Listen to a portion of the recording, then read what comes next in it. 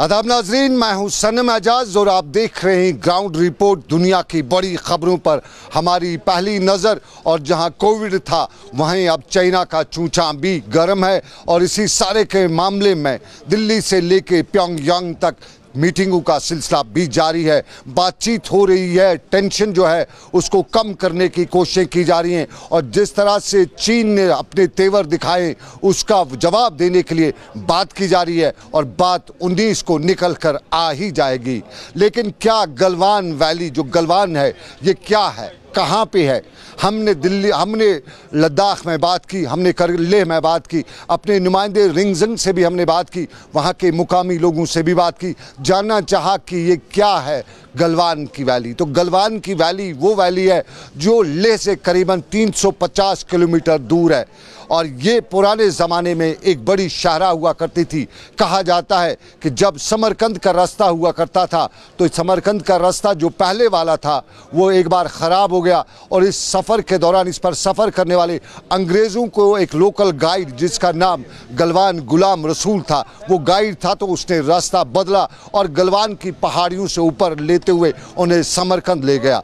अंग्रेज़ खुश हुए और इस पूरे इलाके को गलवान गुलाम रसूल गलवान के नाम मंसूब कर दिया और यूं तब से लेकर अब तक ये तारीख का एक हिस्सा बना हुआ है। लेकिन तारीख का हिस्सा इस महीने भी बना और जिस तरह चीन ने गलवान की ऊपरी पहाड़ियों पर कब्जा जो किया, उस कब्जे के बाद हमने भी तेवर दिखाने शुरू कर दिए, जवाब देना शुरू कर दिया है। गलवान की पहाड़ियों के साथ साथ खबरें हैं कि 5 और पोस्ट पर चीन ने आगे बढ़ा है और चीन के 5 और पोस्टों से घुसपैठ कर जवाब देने के लिए फौज यहाँ से जा चुकी है। करगिल से आगे, लेह से आगे और गलवान की पहाड़ियों के साथ साथ दूसरे 5 पोस्टों पर फौज पहुँच के चीन को रोकने की कोशिश कर ही नहीं रही है, बल्कि चीन को जवाब देने की कोशिश करी है। और चीन को जवाब देते हुए बताया जाता है कि आमना सामना हो चुका है, किसी भी वक्त बात बिगड़ भी सकती है, बात बन भी सकती है। और बात बनाने के लिए दिल्ली में भी मीटिंग्स हैं, प्योंगयांग और लिपिंग सब इलाकों और जगहों में मीटिंग्स हो रही हैं और इन मीटिंग्स के दौरान टेंशन को कम करने की कोशिशें की जा रही हैं, क्योंकि बताया यही जाता है कि अगर बात बिगड़ गई तो वो बहुत दूर तक चली जाएगी, दुनिया में एक नई जंग छिड़ सकती है और ये जंग आम जंग नहीं होगी बल्कि आलमी जंग भी हो सकती है। क्योंकि बात यही कही जाती है कि अगर चीन ने कुछ किया तो साफ जाहिर है चीन का सक्का पाकिस्तान है, तो पाकिस्तान भी बात करेगा और पाकिस्तान जब बीच में आ गया तो फिर यहाँ से अमेरिका भी उतरेगा और अमेरिका भी उतरा तो फिर इसराइल भी उतरेगा और जब इसराइल उतरा तो अरब ममालिक भी उतरेंगे और जब अरब ममालिक उतरे तो फिर बात फ्रांस, शाम, चीन सभी ममालिक तक पहुँचते पहुँचते एक आलमी जंग भी बन सकती है और आलमी जंग के ख़तरे को टालने के लिए बातचीत इस वक्त की जा रही है। लेकिन गलवान वैली क्या है? हमारे नुमाइंदे रिंगजिंग ने गुलाम रसूल के पड़पोते से बात की, जाना उससे कि गलवान वैली है क्या, कहाँ पे है और किस तरह की है। रसूल गलवान के बारे में हर जगह पे मालूम है कि रसूल गलवान पहला आदमी लद्दाखी था जो अंग्रेज़ों के साथ as a guide, as a pony में काराकोरम रेंज में ट्रैकिंग करता था। उस दौरान उनको रास्ते में बहुत मुश्किल न आया क्योंकि मौसम बहुत ख़राब हो गया। तो गलवान नाले पे पहुंचा तो लोगों का काफ़िला बाहर निकालने के लिए बहुत मुश्किल हो गया। तो गलवान रसूल ने अंग्रेज़ों को बोला कोई फिक्र नहीं है, मैं उस जगह को निकाल के आप लोगों को दे दूंगा। तो काफ़िला को गलवान रसूल ने पीछे निकाल के उसी नाले से निकाला जहाँ अभी गलवान नाला बोल रहा है, तो उनको दूसरी जगह पे सही सलामत पहुँचाया। तो अंग्रेज़ लोग बहुत खुश हुआ। उन्होंने बोला आप लोगों को क्या इनाम चाहिए? उन्होंने बोला मुझे कुछ इनाम नहीं चाहिए, इसका जगह का नाम जो ना गलवान नाला होना चाहिए। तो अंग्रेज़ ने भी बोला बिल्कुल गलवान नाला रखेंगे। तो अभी तब से उस नाले का नाम गलवान नाला है, जो कि अभी चीन और हिंदुस्तान इस जगह पर लड़ रहा है, जो कि हमारा जगह है। उस 200 साल पहले हमारा जगह था, जगह हमारा रहेंगे। गलवान वैली क्या है ये बता रहे हैं ग़ुलाम रसूल गलवान के पोते। और ग़ुलाम रसूल गलवान के पोते को तारीख़ अपने बाप ने बताई है, उसके बाप को उसके बाप ने बताई, यानी तारीख़ विरासत में आ रही है। और विरासत में होते हुए कहा जाता है कि ये हमारी विरासत है, चीन मुफ्त में चूंचा कर रहा है। ये गलवान की बात, लेकिन गलवान के नज़दीकी इलाका ले और ले के आसपास के इलाकों में लोगों में डर भी है, खौफ भी है, लेकिन जज्बा भी है। डर इसलिए है कि अगर चीन ने कुछ किया तो सबसे पहले लेह के लोगों को इसका जो सबक मिल सके, इससे परेशान होना पड़ सकता है। और लेह के लोग बहुत ज़्यादा परेशान भी हैं, क्योंकि जिस तरह से फ़ौजी जमाव देखा जा रहा है, जिस तरह से टेंशन देखा जा रहा है, उसके नताइज लेह के लोग यही बता रहे हैं कि बड़ा मुश्किल होगा, बहुत ही ख़तरनाक हो सकती है सिचुएशन। लेकिन इसी सिचुएशन में घबराए हुआ कोई नहीं है, मुकाबला करने की बात करिए। और देश के साथ साथ करगिल के लोग भी, करगिल नहीं बल्कि लेह के लोग भी यही कहते हैं कि जवाब देना है और जवाब सबको मिल के देना है। जितना भी ये हमारे जो पब्लिक है सब थोड़ा डरे हुए से है, थोड़ा सब ऐसा, तो सब थोड़ा डिप्रेशन में है मेरे ख्याल से मुझे। हाँ जी, तो आपको लगता है कि ये जंग के सूरत हाल में भी बदल सकते हैं? नहीं, ऐसा नहीं हो सकता मेरे ख्याल से। हो सके तो हाई लेवल पे जाके थोड़ा मीटिंग वगैरह करके इसको थोड़ा जितना हो सके इसको संभाल सकता है, मेरे ख्याल से ऐसा मानना है। नहीं तो बहुत यहाँ पे कैजुअल्टी हो सकता है, बहुत सारे अपनों को यहाँ पे लॉस कर सकता है, फिर इससे थोड़ा सब के लिए थोड़ा दुखद की बात होगा फिर। हाँ जी, इससे पहले भी पाकिस्तान और चाइना के बीच इंडिया के साथ लड़ाई हो चुकी है, तो उस समय यहाँ के सिविलियन ने बहुत सहायता की आर्मी की। तो इस बार भी अगर जंग की नौबत आए तो उसमें क्या सहायता रहेगी? आपके ख्याल से क्या है सर, आपका क्या ख्याल है सर? जी, हमारा हिस्ट्री देखिए तो हमारे जैसे कि 1962 है या 71 होगा या 1990 करगिल का जो वार होगा, वहाँ पे हमने हर समय क्या करगिल वाले या लद्दाख वाले सब ने डट के यहाँ पे साथ दिया आर्मी का। लेह के लोग क्या बता रहे हैं हमने जानने की कोशिश की, लेकिन हमारे नुमाइंदे लेह में जो हैं नामग्याल, रिंगजिंग नामग्याल, वो इस वक्त हमारे साथ मौजूद हैं, उनसे जाने जाएंगे। तो नामग्याल बताइए, थोड़ा सा हमें ज्योग्राफी बताइए गलवान वैली का और इलाके का, क्या है सूरत हाल वहाँ पे, ये भी हमें बताइएगा। लद्दाख के ईस्टर्न एरिया में पड़ता है सर ये जो गलवान एरिया जो है, ये लेह से 350 किलोमीटर के दूरी पे है, अप्रोक्सीमेटली कह रहा हूँ। तो कारगिल से तो बहुत दूर, कारगिल से तो बहुत दूर होगा। हाँ जी, हाँ जी, हाँ जी। तो रिंगजन हमें ये बताइए, बताया जाता है, यहाँ कुछ खबरें निकल के आई हैं कि चाइना जो है वो 5 जगहों से उसने घुसपैठ की है। थोड़ा बताएंगे किस किस एरिया से घुसपैठ हुई है, और ये जो लड़ाई हो रही है, जो यहाँ पे हमारे जो सैनिक जो शहीद हुए हैं वो कहाँ कहाँ पे शहीद हुए? जी जी, के जाता था या कोई और रूट हुआ करता था? हाँ जी, ये जो दिव्यों का रोड जो बन रहा है इंडिया की ओर से, तो इसीलिए ये गुजारते हैं शहरों से गुजार के यहीं गलवान से गुजार के जाते हैं। तो इसीलिए ये गलवान का जो जगह है जो है ये इम्पोर्टेंट माना जा रहा है सर। चलिए, बहुत इंपॉर्टेंट इसकी, लेकिन हम लास्ट में आपसे एक और चीज जानना चाहेंगे। इस वक्त लद्दाख के लोग क्या फील करते हैं? डर फील कर रहे हैं या वो पूरी तरह से तैयार बैठे हैं? कल का जो हादसा हुआ इसके बाद लद्दाख के लोग काफी मतलब ये दुखद समाचार सुन के दुख भी है, और साथ ही साथ यहाँ के लोग जो है वो देशभक्त है, आर्मी के साथ कंधे के कंधे मिला के काम करने के लिए तैयार है सर। बहुत शुक्रिया रिंगजिंग नामग्याल पूरी जानकारी के लिए। लेकिन नाजरीन आपको बताएं, बात चीन से लेके कश्मीर तक जा पहुंची है, और चीन के हवाले से जहां बातचीत का सिलसिला जारी है। कमांडरों की आज सुबह 11:30 बजे मीटिंग है और आखिरी खबरें मिलने तक जारी थी। कल भी मीटिंग हुई थी, उससे पहले भी मीटिंग हुई, और ट्रैक 1 से लेकर ट्रैक 2 तक मीटिंग का सिलसिला जारी है। अभी नताज नहीं निकल सके हैं, लेकिन दिल्ली में वज़ीर आज़म ने पहले ही मुतनब्बा किया है कि तारीख नहीं बख्शेगी। लेकिन तारीख के साथ साथ कहा जाता है कि अगर कुछ बढ़ जाता है तो एक नई तारीख भी लिखी जाएगी, यानी तारीख एक नई आलमगीर जंग की, वर्ल्ड वार की दस्तक भी दे रही है। लेकिन इसी दस्तक के बीच में इधर से भी फौज पहुंच चुकी है, और चंडीगढ़ से लेकर कश्मीर तक, श्रीनगर तक हर जगह फौज लद्दाख के एरिया की तरफ सफ़र आगे बढ़ रही है और चीन का मुकाबला करने को तैयार है। लेकिन कश्मीर वादी के नॉर्थ कश्मीर के इलाके में हिंदुस्तान और पाकिस्तानी अफवाज के दरमियान भी सूरत हाल वही की बनी हुई है जो इससे पहले भी बनी थी। अब तक बारी जम्मू डिवीजन की होती थी, आज कश्मीर की बारी थी और आज कश्मीर के मत्सिल सेक्टर में गोलाबारी हुई है। पाकिस्तान की तरफ से चलाए गए गोले इधर के आबादी वाले इलाकों में भी गिरे हैं।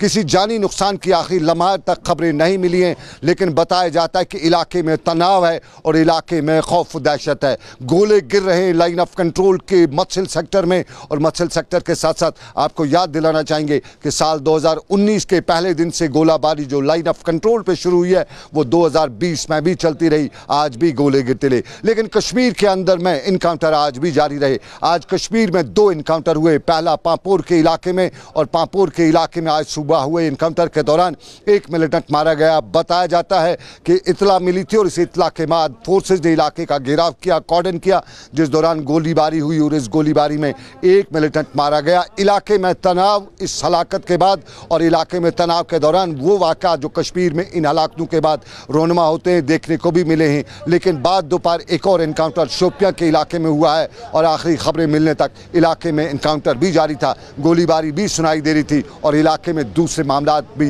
या दूसरा तनाव भी बराबर जारी था। पिछले एक हफ्ते से लगातार साउथ कश्मीर में इनकाउंटर्स पे इनकाउंटर्स हो रहे हैं, लेकिन नॉर्थ कश्मीर के इलाके की खबर यही है कि लाइन ऑफ कंट्रोल पर आज खबर ज़बरदस्त गोलाबारी भी हुई है। लेकिन इस सारे के बीच में कोविड का खतरा बराबर जारी और कोविड के खतरे के बीच में आज 2 और अमवात हुई है। कल का दिन भी अमवात का रहा, आज भी अमवात हुई हैं और आज भी पॉजिटिव केसेस आए हैं। अमवात के हवाले से एक मौत श्रीनगर से हुई है, एक साउथ कश्मीर से हुई है और बताया जाता है कि दोनों बुजुर्ग श्रीनगर के अस्पताल में जिंदगी की जंग कोविड से लड़ते लड़ते हार बैठे।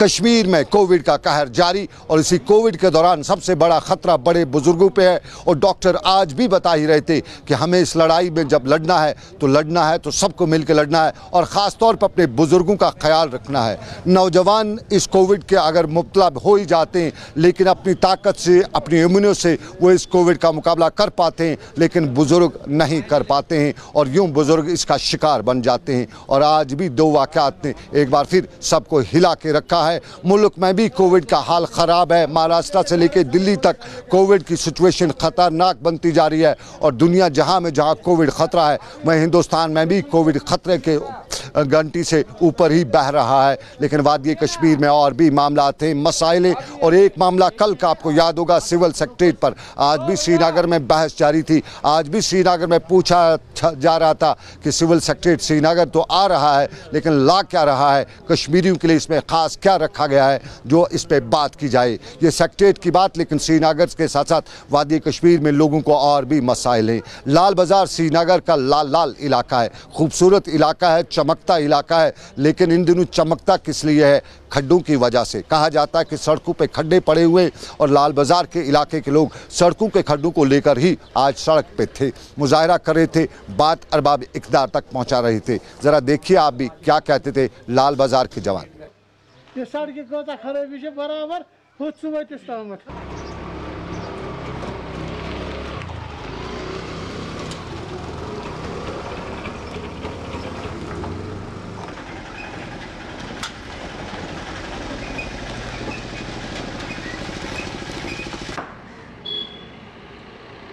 यथ ना बड़शा कॉलोनी लाल बाजार यह लेन नंबर 1 पे लेन नंबर 10 तम मुश्तमिल।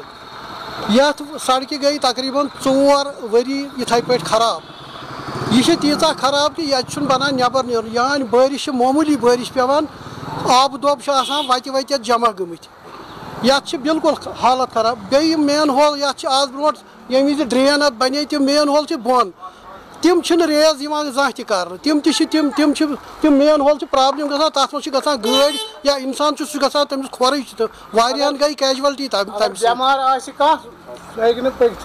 तीत्या डिज तीत्या दोब रिक्वेस्ट करान हालांकि पर्स द्राव ये जुलाईस मज टेंडर तथ सड़क मगर हालात 5 अगस्त पे खराब गई तम पे रूज सह यह सड़क बे वो 4 वरी इथे पे सड़क ये बोटशा मोहल्ला श्रीनगर का लाल बाज़ार का बोटशा मोहल्ला और बोटशा मोहल्ला की कहानी कुछ यूं ही वहाँ के लोग बयान करे थे। लेकिन पास का इलाका अमदा कदल भी है और पास के इलाके अमदा कदल को इमदाद चाहिए और अमदा कदल के लोग इमदाद नकदी में नहीं मांग रहे, कहते हैं कि पानी की अगर इमदाद दे सकती है तो सरकार दे ही डाले। पिछले साल नवंबर में पानी गया है, तब से लेकर आज तक पानी रेस्टोर नहीं हुआ है और साफ जाहिर है जिस इलाके में 10 महीनों से पानी न आ रहा हो वहाँ के लोग किस तरह से ज़िंदगी गुजार रहे हूँ। वो अलग बात है, पीने के पानी के लिए वो को दूर जाते हैं, इलाके दूसरे इलाकों में जाके सरों पे मटकों में पानी ले आते हैं, लेकिन बाकी मामलात के लिए पानी की ज़रूरत होती है तो कैसे पूरी की जाए। और इसी चीज़ को लेके आज भी वो नालान दिखाई दे रहे थे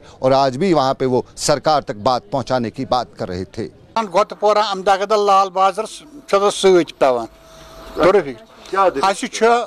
मसल गोमुत 15 नवंबर न्यूक आब दोक 2 दिन गो आब ये मरमत क्या था कर 15 नवंबर पे गो आज तान 9 रेत गुजरे आज तान कह मा आय ओतर क्या योर वुचन खतर वो क्या दलील कोरुख मेजरमेंटा वेजरमेंटा आब चलान वार कार अस क्या गो अस खसान पान आब अस पेवान मोटर लागन जरूरत कह वनकस ना मोटर तो ना कहीं खालान यारबल पे आब ये यारबल नज़दीक मकुर आब सह मजबूर गसान सह इस्तेमाल करने खतर।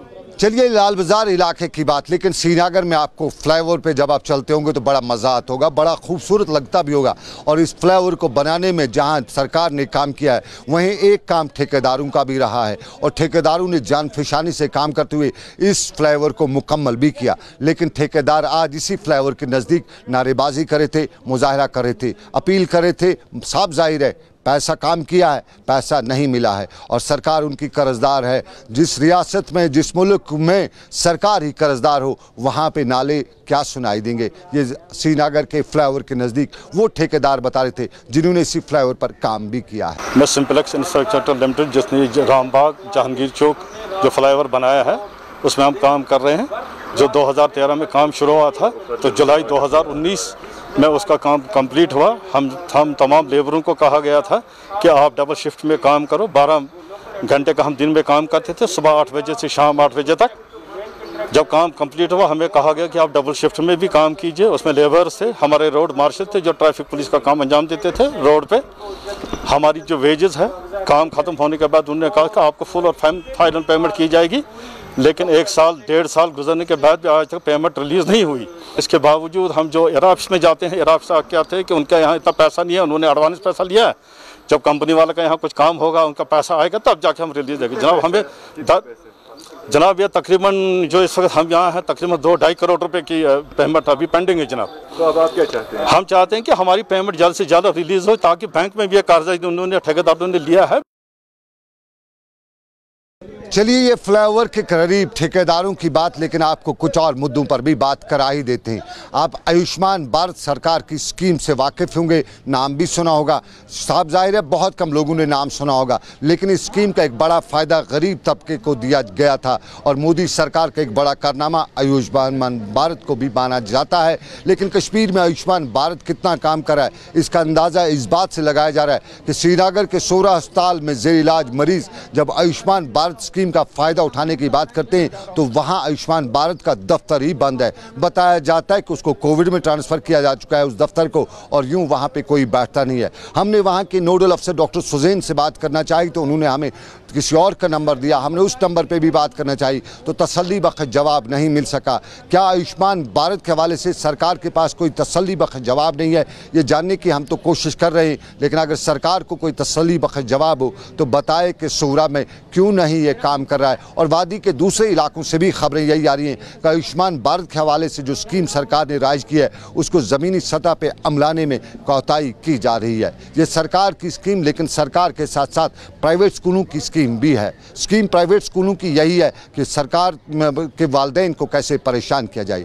पिछले दिनों फीस के मामले को लेकर प्राइवेट स्कूल बात कर रहे थे, बात मुअज़्ज़ज़ अदालत तक पहुंची, अदालत ने अहकामात प्राइवेट स्कूलों की फ़ीस के हवाले से सुना ही दिया है और उन पर अवाम मनोअमल अमल कर रही है। लेकिन अब प्राइवेट स्कूल वाले एक और मुद्दा लेके आ पड़े हैं। वालिदैन को मैसेज आ रही हैं, टेलीफोन आ रहे हैं कि वो अपनी ट्रांसपोर्ट बिल जमा करा दे, स्कूल का जो ट्रांसपोर्ट फ़ी है वो जमा करा दे। अब इन स्कूल मालिकान से ये कोई पूछ तो सकता है कि साहब ज़ाहिर है ट्यूशन फ़ीस वालिदैन दे रहे, जो भी दे सकता है वो देगा, ख़ासतौर पर सरकारी मुलाजिम देंगे, लेकिन ट्रांसपोर्ट फ़ी किस लिए, किस खाते में, ये भी पूछा जा सकता है। और ख़ास तौर पे उस वक्त जब गाड़ी चली नहीं हो, पेट्रोल खर्च नहीं हुआ, डीजल बचाया हो, ड्राइवर को ये कम आधी तनख्वाह दे रहे हैं, तो फिर किस खुशी में वालिदैन से ये स्कूल वाले, प्राइवेट स्कूल वाले जो है ये ट्रांसपोर्ट फ़ीस मांग रहे हैं। और इस सारे के बीच में आज भी असातिज़ा, प्राइवेट स्कूलों के असातिज़ा को तनख्वाहें नहीं दी जा रही हैं और जो भी तनख्वाह की बात करता है उसको छुट्टी की जाती है। उनसे काम ऑनलाइन लिया गया है